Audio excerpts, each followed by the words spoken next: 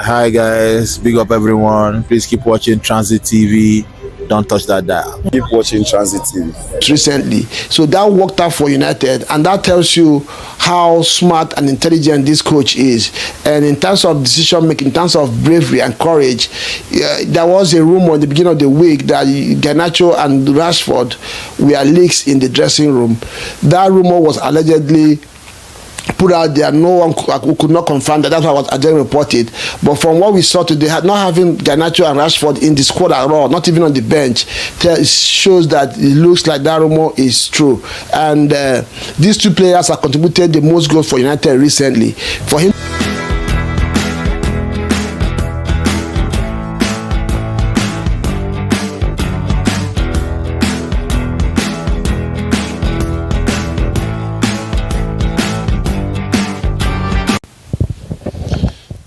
Transit TV, welcome back again. Derby Sunday in Manchester. It should be about the biggest derby, one of the biggest derby in EPL holding today. Coming to this one, there was no too much noise or banter out there because of the situation. These two giant clubs in England have found themselves in recent times and years.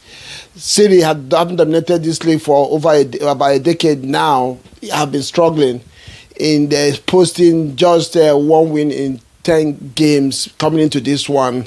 And United, on the other hand, have been struggling and, not making top four sparingly in the last decade. And, of course, coming in first derby for Amorim as the coach of Manchester United, it was only going to be an intriguing one. One wasn't really very sure what to get. City looking to get back to winning ways with their neighbours, and United as well trying to come back to winning ways after losing 2 straight games under Amorim.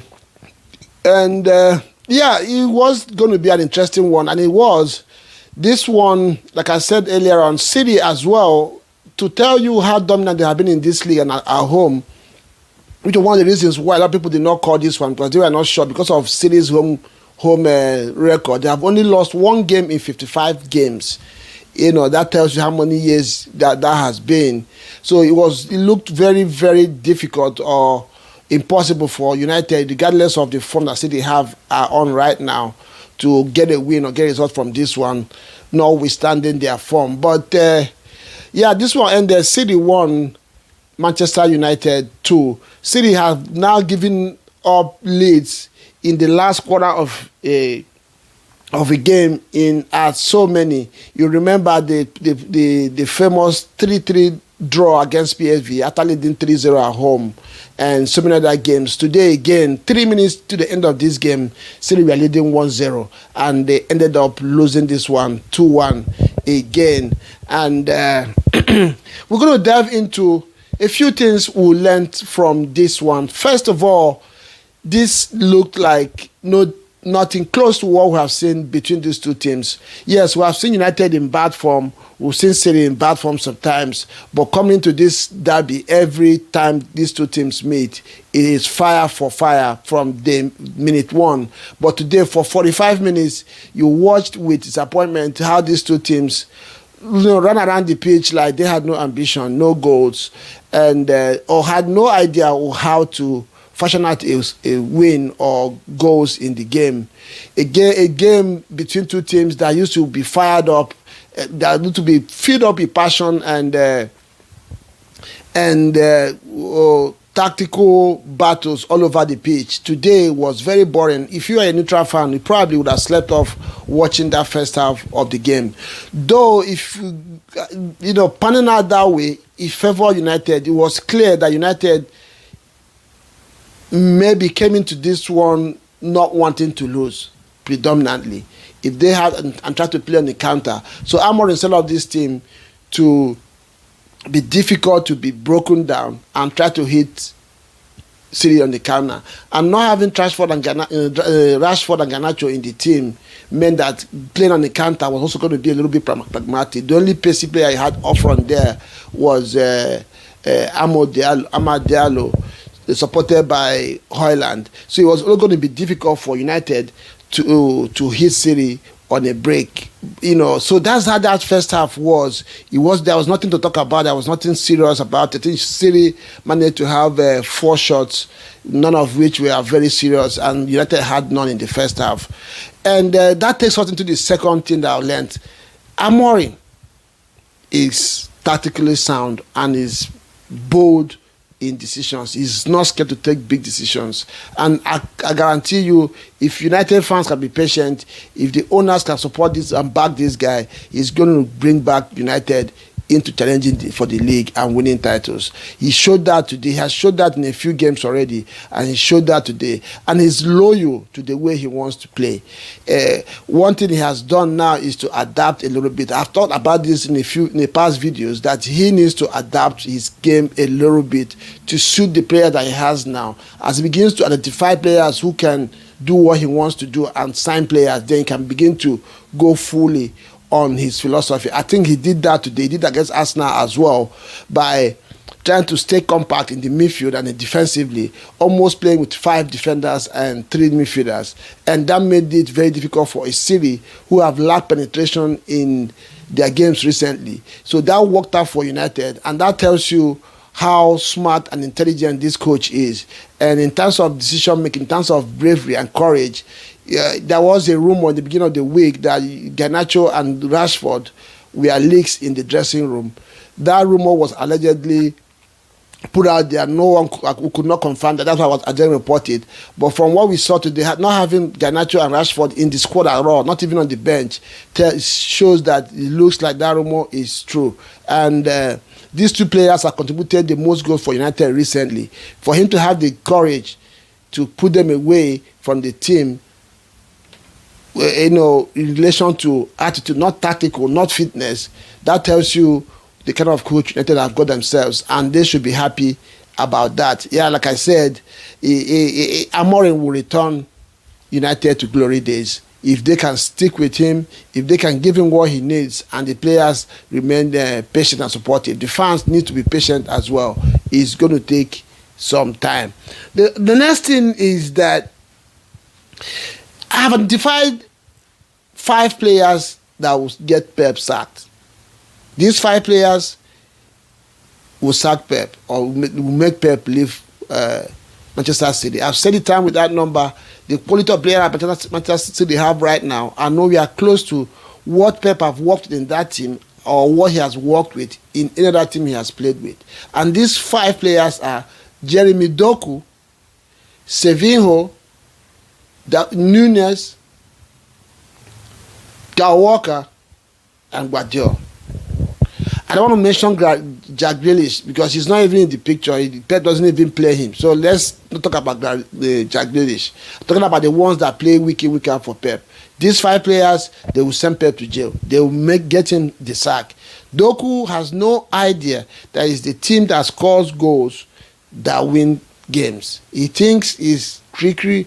He has no end product. This dude has been in City now for a season and a season and a half, as a front player, as a wide player with huge ability to get past players. He has not contributed up to 10 goals to City, both goals and assists, and this is poor. This is happening weekly. I think he had about 5 goals for City, maybe 3 assists. I don't know what the numbers are, but he has produced almost nothing. Sevinho, on the other hand, the same. I saw him in the World Cup. Was it World Cup, Copa America? Yeah, Copa America last year. He looked bright a few times that he came for. But I mean, that's sometimes when standards are low, that's what you get. Because of the Brazilian team was very, very poor. He thought that he was a good player. He came to City. It looks like he has no idea what City are trying to do. He has no idea what his role is. He has no idea how to help the team win games. And it's not getting any better. Kyle Walker, on the other hand, yes, he has been very highly rated in EPL, but if you check very well, one of the reasons why Kyle Walker is seen to be a good defender because he has got the pace, which most of the time gets him out of jail or gets this silly team out of jail. There have been so many times this team have been broken down, or players run at them. Kyle Walker with his pace has always been the player to recover for City. But it looks like he has lost a yard or two of that pace considering his age. And is no longer, his lack of intelligence and positional intelligence, positional sense is beginning to show. So no longer have the pace to get back to it once he's exposed. And we saw that again today. So Kyle Walker, if you continue to start games for City, I don't see them winning games. I don't see them to stop conceding goals. The other player will be Guardiola. Yes, he scores goals, but as a defender, one-on-one. If you guys remember, last season, I've been saying that City defenders lack the ability to defend one-on-one. Technically, they are good players, but defending, I don't think there are a lot of City defenders that have the ability to defend. And Guardiola is one of them. He has been exposed. He has 9 goals this season, or 8 goals this season. That tells you where his ability and where his interest is. Most of these goals he scored with his foot. So he is not a strong defender. He's not a good defender. And if City continue to play him and play these other players, Pep either will get sacked or I mean sacked. We'll go to jail because of these players. And the earlier he tries to find a solution without most of them in his team, the better for him. And that takes us to the next one. Pep looks like he has no solution to City's problem. And I'll give you the reasons. Like I've said many times, this quality is not what he used to working with. Pep has to go. Pep has to resign. City need to find a way and move on to another coach who will come in with a different idea. The idea Pep has can't work with this set of players. KDB, Bernardo Silva, Gundogan, these guys don't have the physical ability anymore to deliver for Pep week in, week out. KDB can't even play 90 minutes anymore. And without these 4 players, it's difficult for this team to function. The only way Pep can succeed in Manchester City, they have to find money somewhere within FFP allowance to rebuild this team, to sign at least 4 or 5 more players. But the issue there now is the man that was behind those recruitments has left City. If you remember, people say that Wenger lost it in Arsenal, but the major issue was David Dean leaving Arsenal because he was the man that was behind the very important and good signings that Arsenal did under Arsene Wenger. Once he left Arsenal, a lot of Arsenal fans don't recognize this. Arsenal's problem wasn't technical ability from Wenger. It was the quality of players that were being signed. And the ones that were signed before that delivered for the team were done under David Dean. This is something that City is having right now. So Pep needs to leave. He doesn't have it. He doesn't have the backup from the management, from the board, people who understand his philosophy and the kind of players that he needs. Neither does he have the players on the pitch who can interpret his philosophy. So one thing has to give way. Either he has to go or they have to find a way to get him the players that understand, that can play under his philosophy. And the last thing we discovered today is that this is Amad Diallo derby. And if you are objective, under Amorim, Amad Diallo had looked the brightest. He had looked the player who most understands his role, what this coach is trying to do. He has been very effective. Remember, this guy is a winger, and Amorim had deployed him as a wing back. This takes a toll. When I first saw it, I was like, what is he trying to do? But I think this is going to work out well for Amad, because what this is doing is it's teaching him the discipline of hard work ethic as a winger. By the time he finally gets the wing back that will play behind him and unleash him forward, United will reap the reward. You remember Saka started as a wing back, as a left back, wing back, and going to the wing. So Amad Diallo is learning the work ethic of a winger, how to come back and help your teammate. In this game, once Anthony came in and he was pushed a little bit forward, he got the 2 goals for United. So I've watched him keenly under Amorim. He looks the best player suited or who understands or interprets Amorim's philosophies and ideas.